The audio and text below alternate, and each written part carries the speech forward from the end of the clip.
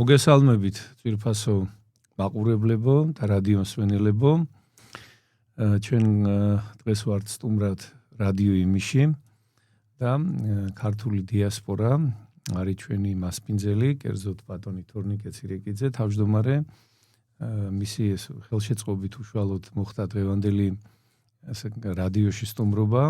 მე გახლავართ პოლონეთში წმინდა მოწამის არქიმანდრიტ გიგოლ ფერაძის სახელობის ქართული სამრევლოს წინამძღვარი, დეკანოზი დავით კონჯარია და მინდა გითხრათ, რომ ჩვენი სამრევლო 4 წელია უკვე ფუნქციონირებს პოლონეთში, პოლონეთის მიწაზე და ჩვენს სამრევლოში გაერთიანებული არიან სხვადასხვა პროფესიის ადამიანები და მოგეხსენებათ, რომ ტაძარი არის ადგილი ღვთის დიდებისა, სადაც ჩვენ ვახერხებთ ქართული ენით და ვადიდოთ ღმერთი და ამავდროულად ყველა წევრი, რა თქმა უნდა, ჩართულია იმაში ჩვენი სამრევლოსი, რომ ერთმანეთს თანადგომა გამოუხატოთ და მე დღეს ვარ ძალიან ბედნიერი, რომ ჩვენთან სტუმრად არის ჩვენი სამრევლოს აქტიური წევრი, პროფესიით იურისტი ქალბატონი თამთა ჯანაშია. მოგესალმებით ქალბატონო თამთა. გამოცეთ მამაო, დიდი მადლობა მოწვევისთვის, მივესალმებით ჩვენს მსმენელს და ჩვენს მაყურებელს. ძალიან კარგი არის დღევანდელი დღე გამორჩეულია, რადგანაც ჩვენ დღეს გვქონდა პირველში წირულის წირვა მონეტარესი საბას ლოცვა-კურთხევით ვარშავისა და სრულ პოლონეთისა საკათედრო ტაძარში აღვასრულეთ ქართული ენითა პირველ შეწირულის ლიტურგია, რომელზეც ყველანი ვეზიარეთ და რა თქმა უნდა ეს ერთობა განაპირობებს იმას, რომ ღმერთთან ერთობით მოყვას და ერთობაც იქნება და აი თქვენ ბრძანდებით აქტიური წევრი ქალბატონო თამთა და გთხოვთ აი გითხრათ თქვენი ეკლესიური ცხოვრების შესახებ პოლონეთში. დიახ მამაო, პირველ რიგში აღნიშნავ, რომ ემიგრაცია ჩემი აზრით არის ცხოვრებაში ყველაზე დიდი გამოცდა, შეიძლება ესე ითქვას და ასევე ემიგრაციაში ადამიანებს ანუ თითოეულ ჩვენგანს, ვინც ვირჩევთ ამ გზას, ვდგებით უდიდესი განსასწრების წინაშე, არის გამოცდა იმისა, რომ სწორად გავიაროთ ეს გზა. ასევე ყველაზე დიდი საფრთხე ვფიქრობ, რომ არის ემიგრაციაში ადამიანებმა არ დავკარგოთ ჩვენი იდენტობა, ჩვენი ფასეულობები, ჩვენი ღირებულებები, რაზეც ვიზრდებით, რა ფესვებიდანაც მოვდივართ და სწორედ ამიტომ რომ მოხდეს ჩვენი ღირებულებების და ჩვენი ფასეულობების შენარჩუნება, ამისთვის ვფიქრობ, რომ ყველაზე მნიშვნელოვანი არის ღმერთთან სიახლოვე, სულიერი გზის პოვნა და რა თქმა უნდა ყველაზე მეტად ეს გვაძლიერებს ემიგრანტებს და ჩვენთვის ძალიან მნიშვნელოვანია თითოეული წირვის ჩატარება, ასევე მაქვს შესაძლებლობა მადლობა მოგახსენოთ თქვენ, რადგან ყოველთვიურად საქართველოსდან პოლონეთში ჩამოსვლა არ არის მარტივი, რა თქმა უნდა. მადლობა ამისთვის კიდევ ერთხელ და ჩვენთვის თითოეული მრევლისთვის, თითოეული ემიგრანტისთვის უმნიშვნელოვანესია ის, რასაც თქვენ აკეთებთ ჩვენთვის, თითოეული წირვა, თითოეული აღსარების ჩაბარება, თითოეული ზიარების მიღება, რა თქმა უნდა, გვაახლოვებს ღმერთთან, რა თქმა უნდა, გვმატებს უფრო მეტ სიმშვიდეს, სიძლიერეს, რაც ყველაზე მეტად გვჭირდება ემიგრაციაში თითოეულ ჩვენგანს.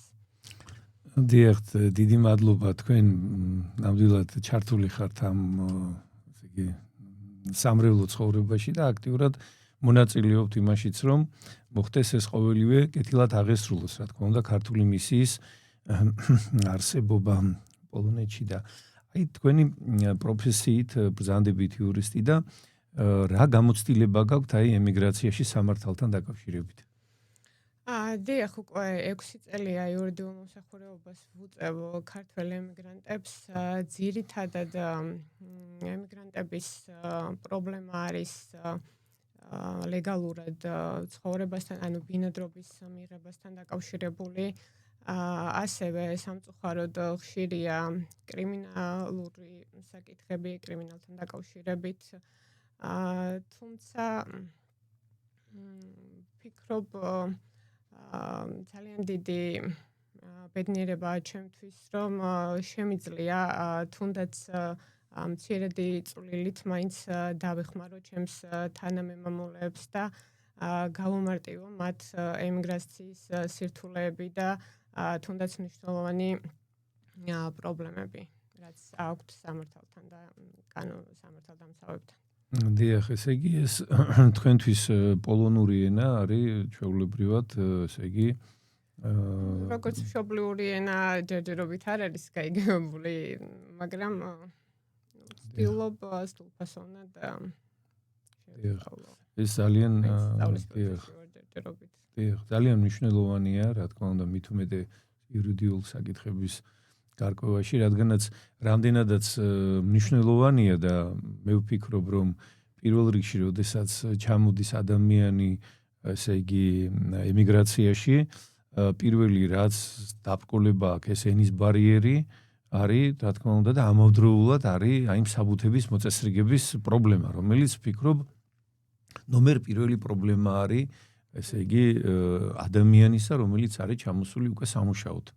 ჯერ ისედაც, როდესაც ტურისტულად მოდიხარ, თუ თარჯიმანი არ ყავს, ისედაც ძნელია, რომ გაიგო თუ საიწახვიდე ადამიანი, მაგრამ მით უფრო, როდესაც ადამიანი იწყებ სამუშაო ადგილის ზევნას და იმ სწორად უნდა განისაზღვროს, რა თქმა უნდა, ყველა ის, ასე ვთქვათ, საქმიანობა შემდგომი, რომ სწორად წარიმართოს, რომ სწორად მოიპოვოთ ის, ვთქვათ, ბინადრობის უფლება თუ რამ სხვა, რაც აუცილებელი ადამიანის და რა თქმა უნდა, ჩამოსვლისთანავე ყველა ემიგრანტს ვურჩევდი, რომ თავიდანვე გაიარონ კომპეტენტურ პირებთან, ანუ იურისტთან კონსულტაცია, რომ არ მოხდეს ვადების დარღვევა, იმიტომ რომ ყველაზე მნიშვნელოვანია ბინადრობის ნებართვის განაცხადის შეტანის დროს ვადები იყოს დაცული. მაგალითად, თუ ერთი დღეც იქნება გადაცილება, ამ შემთხვევაში ავტომატურად მოქალაქე ხდება არალეგალად პოლონეთის ტერიტორიაზე, აქედან გამომდინარე, სწორი ინფორმაციის მიღება თავიდანვე არის უმნიშვნელოვანესი. ასევე ენის ბარიერთან დაკავშირებით ცხადია, ყველას უდიდესი პრობლემაა ენის ბარიერი, მაგრამ პოლონური უწყებები უზრუნველყოფს ქართველი მოქალაქეებისთვის ნებისმიერი პრობლემის დროს თარჯიმნის მოყვანას, რა თქმა უნდა, ეს არის უფასოდ. ასევე უნდა იცოდეს, თუ ვინმე არ იცის, აუცილებელია იცოდეს ყველა საქართველოს მოქალაქემ, რომ თქვათ, თუ სამართალდამცავებებთან შეექმნებათ პრობლემა, შეუძლიათ გამოიძახონ თარჯიმანი და სახელმწიფო უზრუნველყოფს მათ ენის ბარიერს. ანუ, ესე იგი, ჩემი როგორც ემიგრანტის პირობითად უფლებაა, რომ თუ მომიწია სამართალდამცავებთან, ესე ვთქვათ, ურთიერთობა, მოვითხოვო თარჯიმანი. და ესე იგი, ეს უფლება ემიგრანტის უფლებაა. მოითხოვონ თარჯიმანი და თავიანთ მშობლიურ ენაზე მიიღონ ინფორმაცია ნებისმიერი სამართალდამცავი ორგანოებიდან. დიახ, მოდით, გვაქვს დრო ჯერ კიდე პირველი დღე ჩამოვედი პოლონეთში.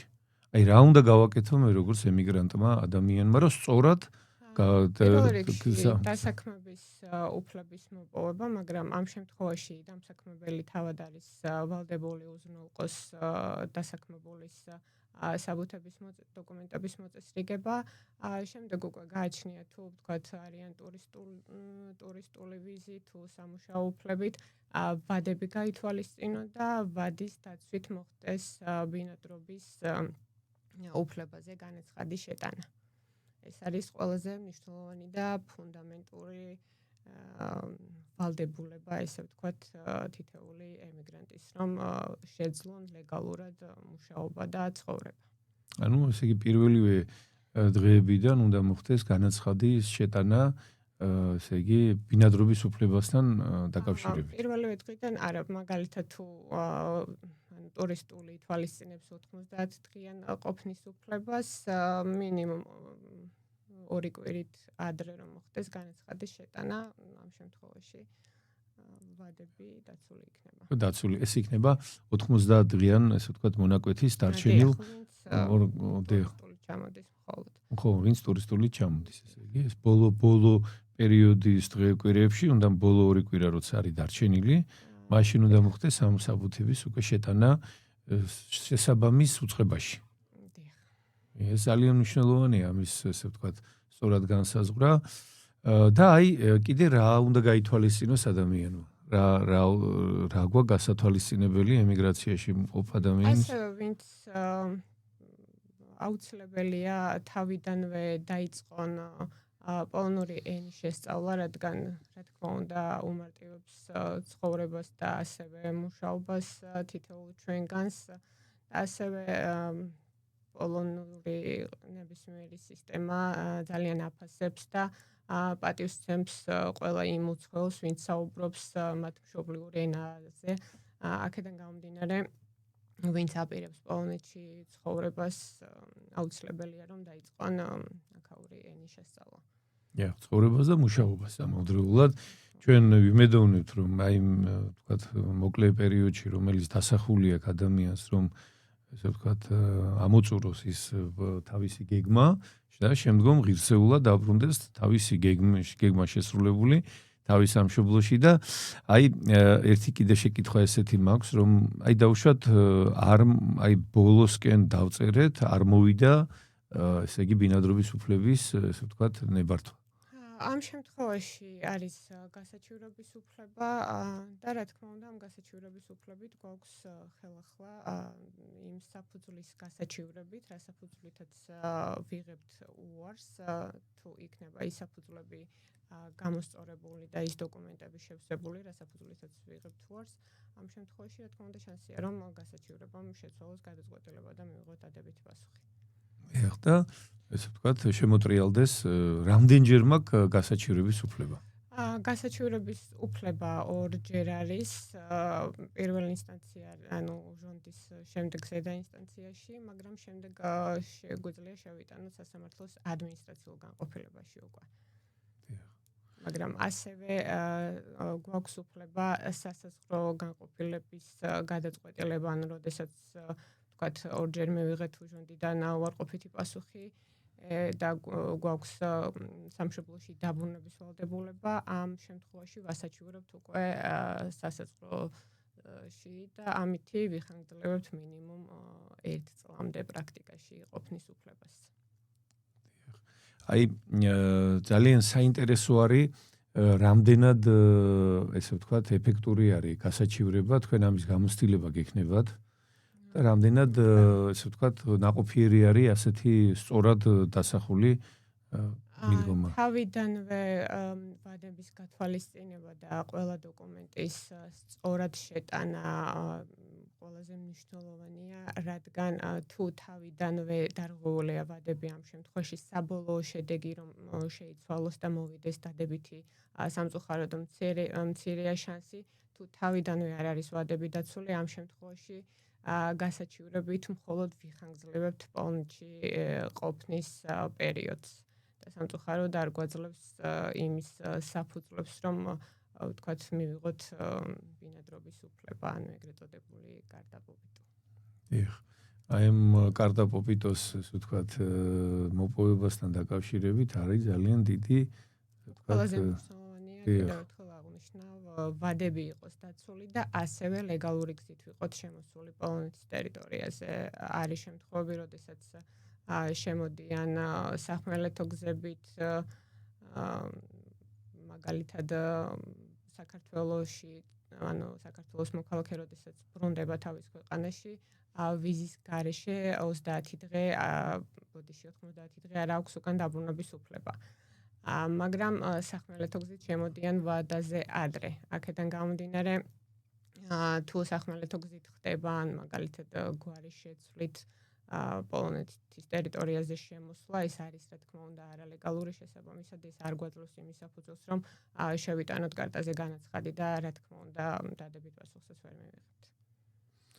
ხო, ესე იგი, როგორც გავიგეთ, ძვირფასო მაყურებლებო და რადიომსმენელებო, პირველ ყოვლისა არის სწორი, ასე ვთქვათ, პირველივე დღეებიდან სწორი საბუთების სწორი კონსულტაციის მიღება და სწორად შევიტანოთ განაცხადი, რადგანაც შემდგომ უკვე გასაჩივრებას დროსაც კი უკვე რთულდება ეს პროცესი და ძალიან მნიშვნელოვანია, რომ ეს საკითხი იქნა სწორად განსაზღვრული, რადგანაც მე აი 4 წლის განმავლობაში რაც მიმყოფები ამ ასე ვთქვათ პოლონეთის მიწაზე ამ გარემოში ძალიან ბევრჯერ გამიგია რომ რაღაცა არასწორად შემავსებინეს ის ვთქვათ ვისაც ევალებოდა იმ სამსახურის უფროსმა საერთოდ ტყვილად ამსახურა მე ისიც კი გამიგია რომ ფულიც კი არ გადაუხადეს აი მუშაობის დროს და ძალიან ბევრი ადამიანი აი ესე დაიჩაგრა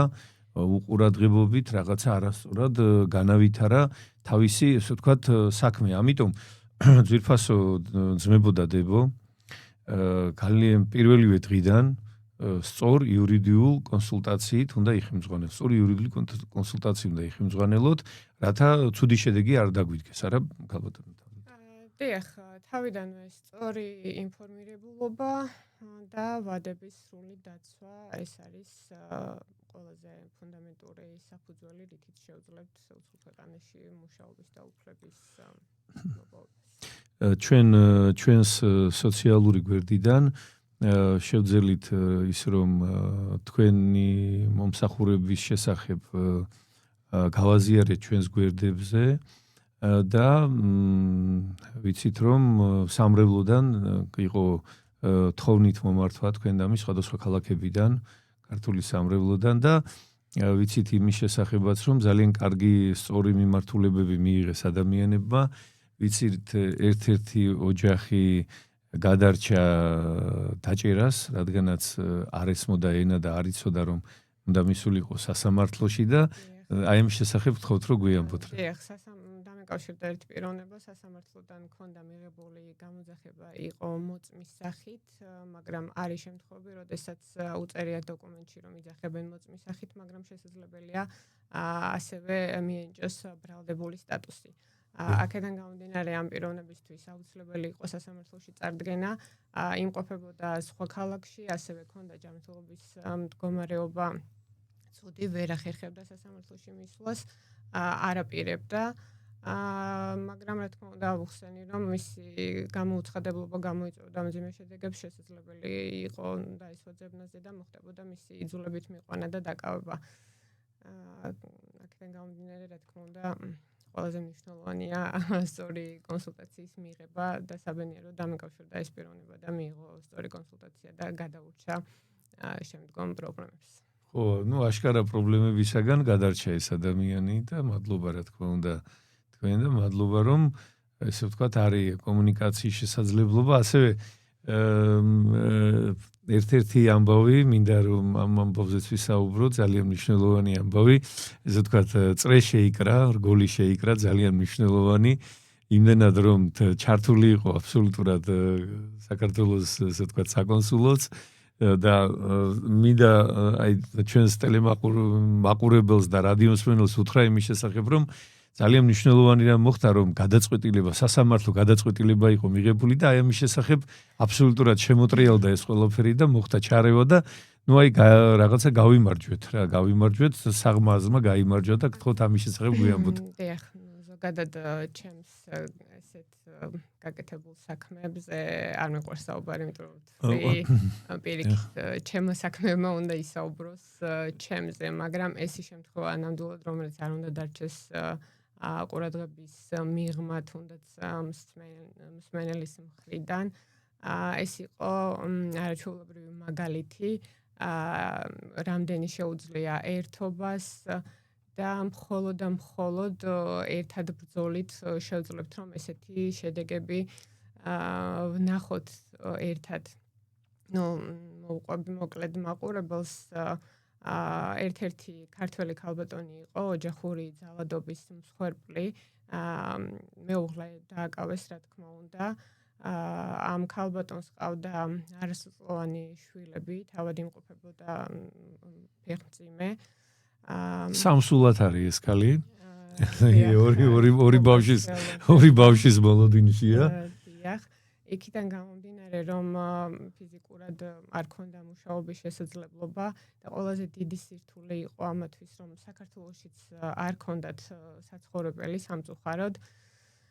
ამიტომ სასამართლომ გადაწყვიტა, რომ არასრულოვანი ბავშვები გადაიყვანათ ბავშვთა სახლში. უკვე ეს იყო გადაწყვეტილება. დიახ. ეს იყო სასამართლო გადაწყვეტილება. გადაწყვეტილება იყო თან დაუყოვნებლივ აღსასრულებლად გაცემული. თეორიულად ამ გადაწყვეტილების შეცვლის 1% იყო დაახლოებით. საბედნიეროდ იმავე დღეს ამ გადაწყვეტილების ჩაბარებისთანავე დამეკავშირდა ეს ქალბატონი.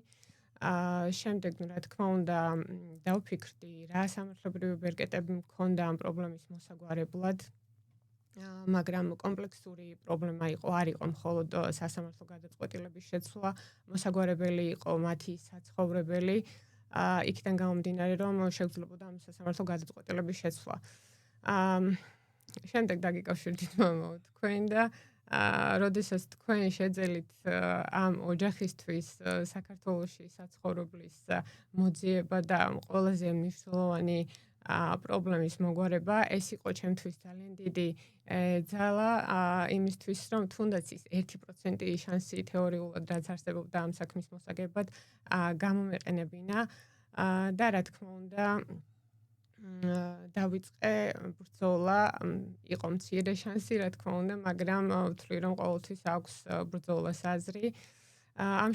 ეგრევე დაუკავშირდი ასევე ბატონ კონსულს და ბატონი დავითი თავად ჩაერთო. ძალიან დიდი მადლობა მინდა მას აქედანაც გადავუხადო. მათი მხრიდან მათი შესაძლებლობების ფარგლებში ყველაფერი გააკეთეს. ასევე დავწერე გასაჩივრება სასამართლოს გადაწყვეტილების, მაგრამ გასაჩივრებასაც არ ექვემდებარებოდა, რადგან დაუყოვნებლივ აღსასრულებლად იყო გაცემული, არ ქონდა რეალურად გასაჩივრების შესაძლებლობა სასამართლოდან, მაგრამ იყო საფუძვლები, რითიც მქონდა იმედი, რომ შევძლებდი ამ გადაწყვეტილების შეცვლას. საბედნიეროდ სასამართლომ შეცვალა ეს გადაწყვეტილება.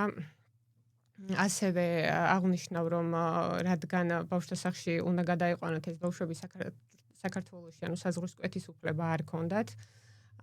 მაგრამ საბედნიეროდ შეიცვალა ეს სასამართლო გადაწყვეტილება, მივიღეთ იმის უფლება, რომ საქართველოში წავიყვანოთ ეს ოჯახი.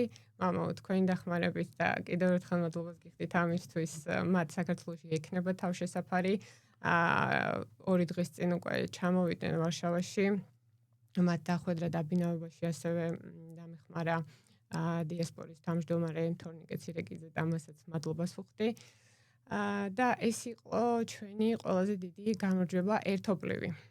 მე მარტო რა თქმა უნდა ვერ შევძლებდი, მაქსიმუმ შევძლებდი სასამართლო გადაწყვეტილების შეცვლას, თუმცა ესეც ალბათ მომისმენენ იურისტებიც და დაუყოვნებლივ აღსასრულებლად გაცემული გადაწყვეტილების შეცვლის პრაქტიკულად შანსი ძალიან მცირეა ხოლმე ნებისმიერ შემთხვევაში. მაგრამ ეს იყო სწორედ იმ ერთობის შედეგი, რაც გვაქვს და რა თქმა უნდა ძალიან მოხარული ვარ და რა თქმა უნდა ეს უნდა იყოს მაგალითი იმისი, რომ მხოლოდ ერთობით და ერთად ბრძოლით შევძლებთ დავეხმაროთ ქართველებს, დავეხმაროთ ჩვენს თანამემამულეებს. მხოლოდ ერთი ადამიანი, მხოლოდ მე იურისტი, მხოლოდ თქვათ, ნებისმიერი პიროვნება, მიუხედავად დიდი სურვილისა, მხოლოდ ერთ ადამიანს ვფიქრობ, არ ექნება საკმარისი რესურსი იმისთვის, რომ შევძლოთ ადამიანების და ოჯახების გადარჩენა და ეს ზუსტად ოჯახის გადარჩენა, იმიტომ რომ დღეს ის ბავშვები უნდა ყოფილიყვნენ ბავშვთა სახლში და ფეხმძიმე ქალბატონი უნდა ყოფილიყო ქუჩაში. დიახ და საბედნიეროდ ეს რეალობა ჩვენ შევცვალეთ და ესენი არიან დღეს ერთად და საქართველოშიც ექნებათ საცხოვრებელი. და გემადლიერებით, რა თქმა უნდა, ქალბატონო თამთა თქვენ და აქ კიდევ ერთხელ ვიტყვი, რომ ამას ჩვენ ვახმოვანებთ და ვამბობთ მხოლოდ ერთი მიზეზის გამო. იმიტომ რომ გაიგონონ ჩვენმა თანამემამულებმა ემიგრაციაში მყოფებმა და მიიღონ სწორი სასწრაფო იურიდიული დახმარება დაუყოვნებლივ საჭიროების შემთხვევაში, რა თქმა უნდა, როგორც დიასპორა, ისევე ქალბატონი თამთა, ისევე როგორც სამრევლო მზად ვართ, რომ ჩვენ შესაძლებლობების ფარგლებში დავეხმაროთ ჩვენ თანამემამულეებს და ესე ვთქვათ, მინდა გითხრათ, რომ ნამდვილად ტრაგედიას გადავარჩინეთ ოჯახი, 8 წლის ბავშვი, დედას უნდა 8 წლის თვის ბავშვი, 8 თვის ბავშვი, დედას უნდა ჩამოეშორებინათ, დედა რომელსაც 2 შვილი ყავს თავის წიაღში, ანუ სამსულად არის ეს ქალბატონი, 2 შვილი კიდე უფროსი შვილები, 12 და 17 წლის და აი საქართველოში ჩვენი თანამემამულეების თანადგომით მოხერხდა და ის რომ ჩვენ დავხვდებით და დავაბინაებთ აი ამ ტკბილ ოჯახს და რა თქმა უნდა ყველას დიდი მადლობა ამ თანადგომისათვის და კიდევ ერთხელ ვიტყვით რომ ეს ძალიან მნიშვნელოვანია აი შეუძლებელი იყო ფაქტიურად სასამართლო გადაწყვეტილება იყო მიღებული რომელიც გასაჩივრებას არ ექვემდებარებოდა მაგრამ მოხდა ღვთისმადლით სასწაული და ქალბატონი თამთა საქმეში პირველ რიგში ღმერთის ხელიურევია და ღვთისმადლით ხდება ნამდვილად ესეთი წარმოუდგენელი შედეგების ნახვა რა თქმა უნდა და ასევე მინდა აღვნიშნო რომ ჩემთვის ეს პროფესია არ არის მხოლოდ იურიდიული მომსახურების გაწევა ანუ მხოლოდ იურიდიული დახმარების გაწევით ამ შემთხვევაში მხოლოდ როგორც იურისტი შემეძლო რომ შემეცვალა სასამართლო გადაწყვეტილება, მაგრამ სასამართლო გადაწყვეტილების შეცვლა ამ შემთხვევაში იმ შედეგებს ვერ მოგცემდა, რა შედეგიც ჩვენ ერთად ვნახეთ. აქედან გამომდინარე, მინდა სხვებისთვისაც იყოს მაგალითი ვიყო, ცოტა ისეთი ნათქვამი იქნება და ამას ვერ ვიტყვი რა თქმა უნდა, მაგრამ იმის თქმა მინდა რომ ჩვენი პროფესიის მიღმაც რომ ვაკეთოთ სიკეთე ჩვენს ანუ ყველანაირი რესურსი გამოვიყენოთ იმისთვის რომ დავეხმაროთ ერთმანეთს და გავუმარტივოთ ემიგრაციაში ყოფნა. დიახ. ეს მნიშვნელოვანია ჩვენი გადაცემაც მიწურულს მიუახლოვდა აი ამ ესე იგი დადებითი ესე ვთქვათ მუხტით მინდა დროებით დაგემშვიდობოთ ძვირფასო მაყურებლებო და რადიოსვენელებო და მინდა გითხრათ რომ ესე იგი ერთობას ძალიან დიდი ძალა აქვს და წარმატებებს გისურვებთ ნაყოფიერ მუშაობას, გამძლეობას, მობრძანდით ტაძარში ჩვენ 31 მარტს ასევე გვექნება ვილენსკიზე წმინდა გრიგოლ ფერაძის სახელობის ტაძარ წმინდა მარიამ მაგდალინელის სახელობის ტაძრის ქვედა ნაწილში გვექნება ასევე ზეთისხება, აღსარება, შემდგომ პირველ შეწირულის ლიტურგია 1 მარტს და ამას ჩვენს გვერდებზე რა თქმა უნდა ყველაფერს გამოვაქვეყნებთ. სიკეთეს გისურვებთ, თქვენ კი ქალბატონო თამთა დიდ მადლობას გადაგიხდით ისევე როგორც ბატონო თორნიკე ცირეკიძეს. ასევე თორნიკეს მადლობა და ჩვენს თანამემამულეებს კი ვუსურვებ განძლეობას და ღვთისყალობას. ღმერთმა დაგლოცოთ და გაგახაროთ ჩვენთან არს ღმერთი. არს და იყოს.